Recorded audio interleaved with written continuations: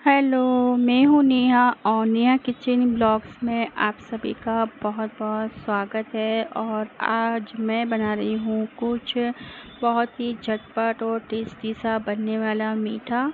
तो बनाने में तो झटपट है, लेकिन दाल फुलाने के लिए कम से कम हमें 2 से 3 घंटे चाहिए होंगे। तो मैंने 1 कप चने की दाल ली और उसे 2 से 3 घंटे पानी में भिगा के रख दिया था। तो अभी जो दाल है वो अच्छी तरह से फूल चुकी है, लेकिन अगर आपके पास टाइम है, आपको जल्दी नहीं है, तो आप दाल को 5 से 6 घंटे तक पानी में भिगा के रख दें।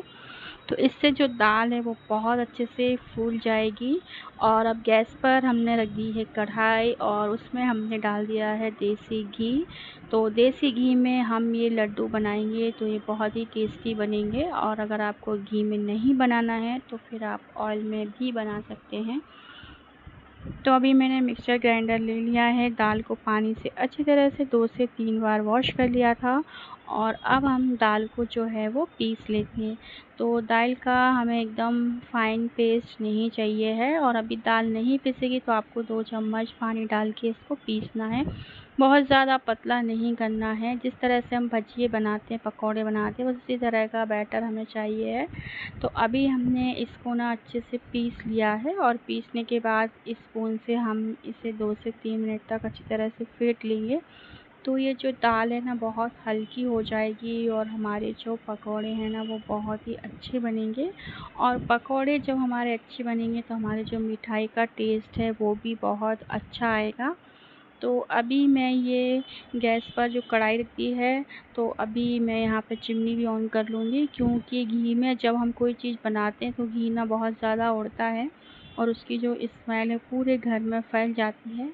तो इस तरह से हाथ से हम इसको 2 से 3 मिनट तक फेंट लिया और फिर इसके बाद अब हम इसके ना छोटे छोटे से पकौड़े बनाएंगे। तो ये देखिए कि दाल कितनी पतली है, मतलब पकौड़े बहुत आसानी से बन रहे हैं।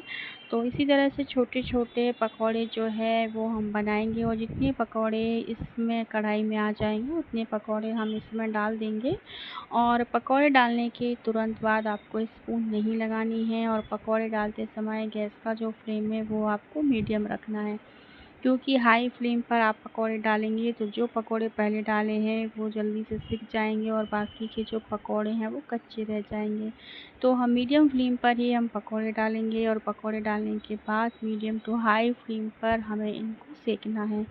तो अभी एक बार के जितने थे उतने कढ़ाई में आ गए हैं और अब हम 2 से 3 मिनट बाद ही इनको चलाएंगे। तो 2 से 3 मिनट बाद ये बहुत अच्छे से पलट जाएंगे, बिल्कुल भी नहीं चिपकेंगे।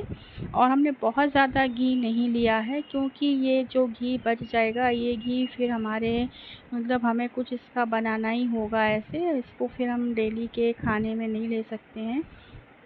तो हमने बहुत कम घी का यूज़ किया है। तो इस तरह से उलटते पलटते हुए पकौड़े को हमें हल्का गुलाबी होने तक सेक लेना है, तभी हमारी जो मिठाई है वो बहुत अच्छे से बन के तैयार होगी और पकौड़े जो हैं वो अंदर तक सिक के रेडी हो जाएंगे। अगर हमने हाई फ्लेम पर सेक लिया तो क्या होगा कि पकौड़े ऊपर से तो ब्राउन हो जाएंगे पर अंदर से कच्चे रह जाएंगे। तो हमें कच्चा बेसन होता जो है वो नहीं चाहिए है, मतलब कच्ची दाल नहीं चाहिए है हमारी मिठाई के लिए। तो इस तरह से मीडियम फ्लेम पर हमें इनको सेक लेना है। तो अभी जो पकोड़े हैं वो सिक गए हैं, इनको हम निकाल लेते हैं और फिर हम दूसरे पकोड़े जो है वो इसमें डाल देंगे। और इन पकोड़ों को पहले हमें अच्छी तरह से ठंडा करना है, उसके बाद ही हम इनको तोड़ेंगे और मिक्सर ग्राइंडर में पीस लेंगे। तो इससे क्या होगा कि गरम गरम पकोड़े आप पीसेंगे ना तो ये पूरा जो पकोड़े हैं ना मिक्सर ग्राइंडर में चिपक जाएंगे। तो हमें बिल्कुल भी गरम पकोड़े को नहीं पीसना है, उनको पहले ठंडा करना है। और अब हम दूसरे बैच के जो पकोड़े हैं वो भी इधर डाल देते हैं। तब तक हमारे पहले बैच के जो पकोड़े हैं वो ठंडे हो जाएंगे और उनको हम तोड़ लेंगे। तोड़ने से क्या होगा कि अंदर तक ना अच्छे से ठंडे हो जाएंगे। तो इस तरह से हमने इनको हाथ से तोड़ लिया है और अभी ये गर्म नहीं है, बहुत मतलब हल्के से गर्म है कि हम इनको छू पा रहे हैं। तो बस इस तरह से हम इनको तोड़ लेते हैं और फिर इनको थोड़ा थोड़ा करके मिक्सर ग्राइंडर में पीस लेते हैं। तो बस इस तरह से सारा जो है पकोड़े का हमारे उनको हमने मिक्सर ग्राइंडर में डालकर पीस लिया, और पीसने के बाद इस तरह से हमारा दाल का जो चूरा है वो बनके तैयार हो गया है। तो अब इस चूरे को हमें सेकना है 10 से 15 मिनट तक।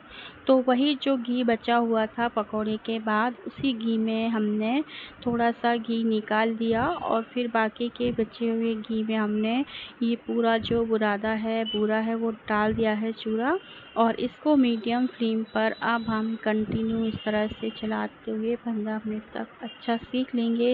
इसमें से बढ़िया सी खुशबू आने लगेगी और इसका जो कलर है वो भी चेंज हो जाएगा। और आप दाना इसका देख सकते हैं कितना बढ़िया इसमें दाना आया है। और अब हम क्या करेंगे कि गैस पर हमने दूसरी कढ़ाई रखी है और कढ़ाई में हम डाल देंगे 1 कप भर के पानी। तो इसमें हमें चाशनी नहीं बनानी है, शक्कर को बस मेल्ट करना है और चिपचिपी जो चाशनी होती है बस वही हमें चाहिए है। कोई 1 तार 2 तार या 3 तार की चाशनी ऐसी हमें कुछ भी नहीं चाहिए है। तो बस गैस का फ्लेम हमने ऑन कर दिया है और इसमें अब हमने पानी डाला था और अब हमने डाल दी है आधा कप भर की शक्कर।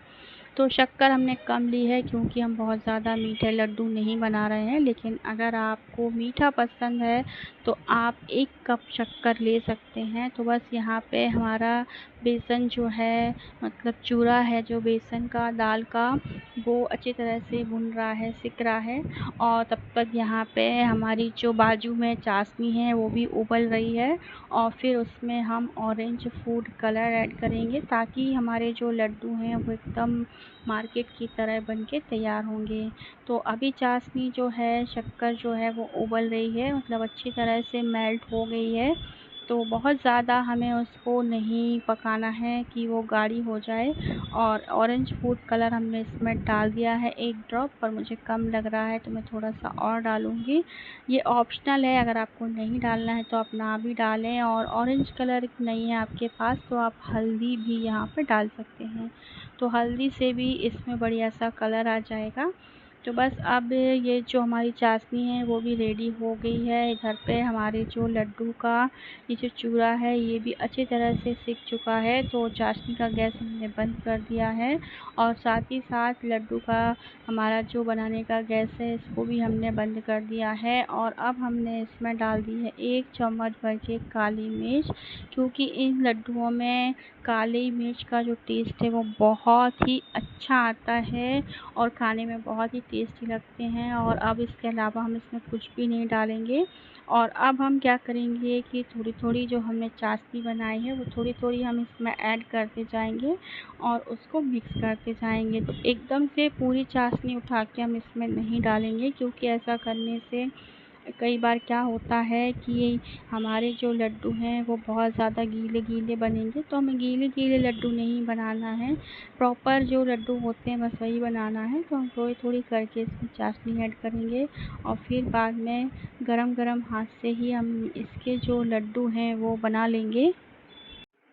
तो बस इस तरह से थोड़ी-थोड़ी चाशनी डाल के इसको मिक्स करते जाना है, मतलब एक प्रॉपर लड्डू का शेप हम इसमें बना सकें। तो अभी आप देख सकते हैं कि इसमें इतनी चाशनी बराबर है कि लड्डू का शेप बन रहा है। तो बची हुई चाशनी का यूज़ हम किसी और मिठाई में या कभी और हम कर लेंगे, और इतनी ही हमें चाशनी इसमें डालनी है। तो अभी बहुत अच्छे से हमारे जो दानेदार लड्डू हैं वो बनके तैयार हो जाएंगे, और इनको बनाना भी बहुत आसान होगा। मतलब ऐसा नहीं है कि आपको बांधने में दिक्कत जाए, फटाफट बन के लड्डू जो हैं वो तैयार हो जाते हैं। तो यहाँ हमारे सारे जो लड्डू हैं वो बन के तैयार हो गए हैं और बहुत ही टेस्टी हैं, और ये मैं चाहूँगी अभी बच्चों को दूँगी, वो खुश हो जाएंगे।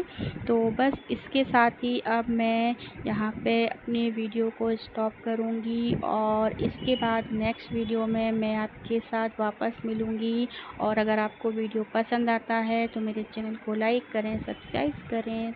Bye bye, take care.